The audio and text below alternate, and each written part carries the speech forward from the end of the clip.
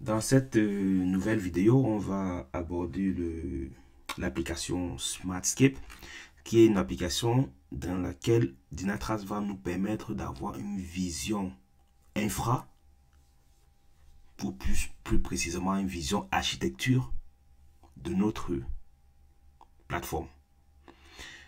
Donc, sans plus tarder, donc soit vous allez dans Dynatrace et vous savez dans quelle catégorie se trouve, vous la cherchez, elle est là.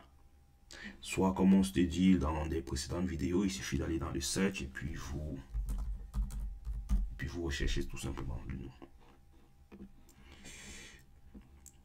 Dans le Smartscape, il est valable aussi bien dans le Manage que SAS. Donc, vous pouvez très bien basculer et vous aurez la même application. Comment est-ce qu'on lit le Smartscape? En général, on le lit du bas vers le haut. Parce que l'échelle de bas, c'est vraiment le plus bas niveau. Donc, c'est vraiment le data center. Donc, c'est au plus bas niveau. C'est vraiment au niveau physique, c'est au niveau plateforme. Et puis, on monte vers le haut. Donc, en général, au niveau d'un data center, on aura les hosts. Au niveau du host, on aura les process services, et ainsi de suite. Mais attention, c'est pas parce qu'on lit du bas vers le haut que ça veut dire si vous avez 0 data center, ça veut dire que vous avez forcément 0 host. Non.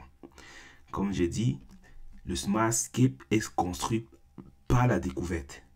Donc, il est possible que Dynatrace n'arrive pas à découvrir votre data center. Donc, vous avez 0 data center, mais il découvre vos machines. Et donc, du coup, c'est pas parce que un n'est pas renseigné que ça veut dire que celui qui est au-dessus de lui ne l'est pas. Donc, faites attention, c'est bien de la découverte. Ce n'est pas parce que j'ai vu les data centers, j'ai vu les hosts. Non, c'est dans les machines sur lesquelles l'agent est installé, j'ai découvert certaines informations qui m'ont permis d'identifier le data center. Donc, faites bien ce distinguo. Comme je l'ai dit plusieurs fois, vous avez le concept de management zone. Et donc, la management zone vous permet de filtrer. Donc, les chiffres que vous avez ici, c'est parce qu'actuellement, on est sur la management zone all. Donc, si je change de management zone, là, on revient dans un des exemples que j'ai cité tout à l'heure. Vous voyez, en termes de data center, on a 0 data center. Vous allez me dire, ouais, on n'a pas de data center, donc forcément, on n'a pas de machine. Non, je répète, c'est de la découverte.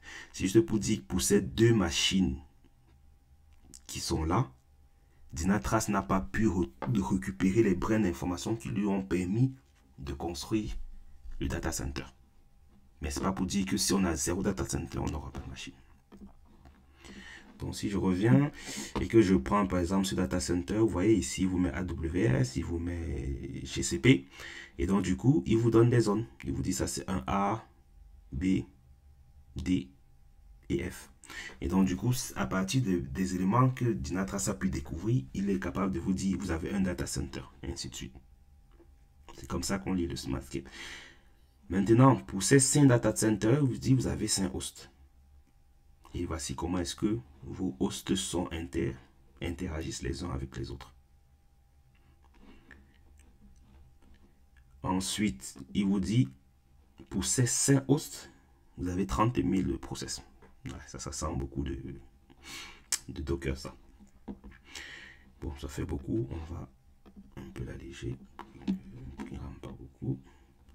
Donc, lorsque je réduis, en fait, ça c'est une des fonctions aussi très importantes, c'est justement cette capacité à faire ces genres de liaison.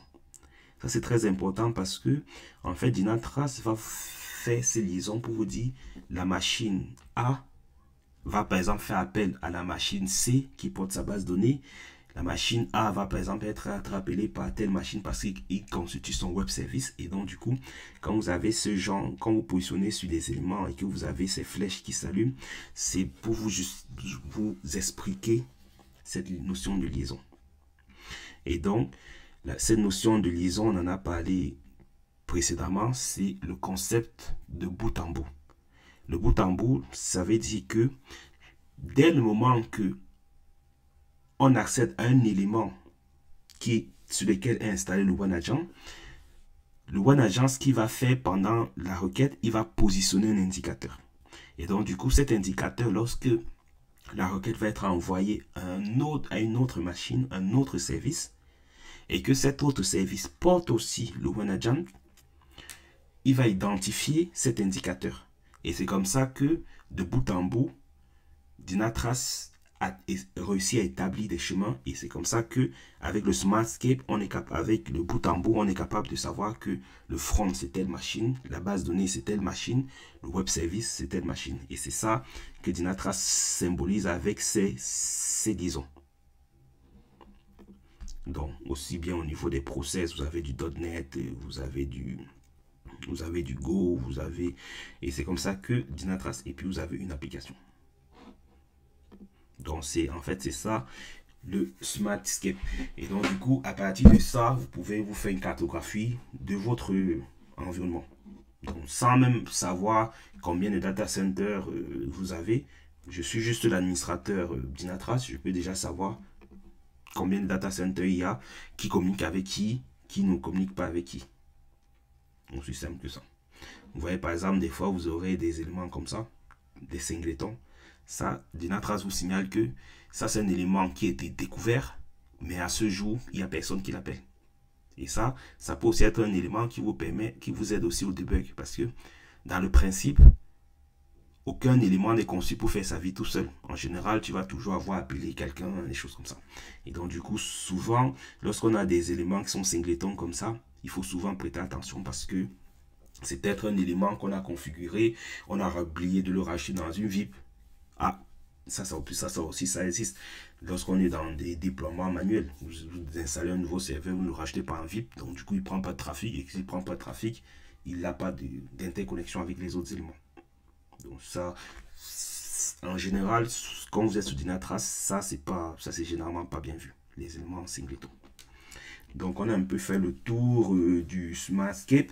Et donc du coup, en termes de vision architecture, c'est vraiment un très bon élément qui permet de voir comment est-ce que vos éléments sont interdécoupés. Et aussi, lorsque vous faites du multi-cloud comme c'est le cas ici, ça vous permet aussi de voir un peu les interactions entre vos différentes solutions. Un autre élément aussi, lorsque je sélectionne par exemple un data center, vous voyez, le Smartscape se réadapte pour me dire, ah, pour mon data center, il fait appel à une machine et cette machine fait appel à tous ces process. Ça, c'est aussi une des éléments qui fait aussi la force du produit. C'est que peu importe le data center que je sélectionne, il est capable de me faire cet arbre. Et donc, c'est là que vous voyez que ce data center appelle tel nombre de machines et tel nombre de machines. Il appelle un Redis. Vous voyez ici, cette machine porte du Tomcat. Cette machine porte du Redis, ainsi de suite. Et donc, du coup, vous pouvez voir quel process porte quel élément et quel élément fait des interactions.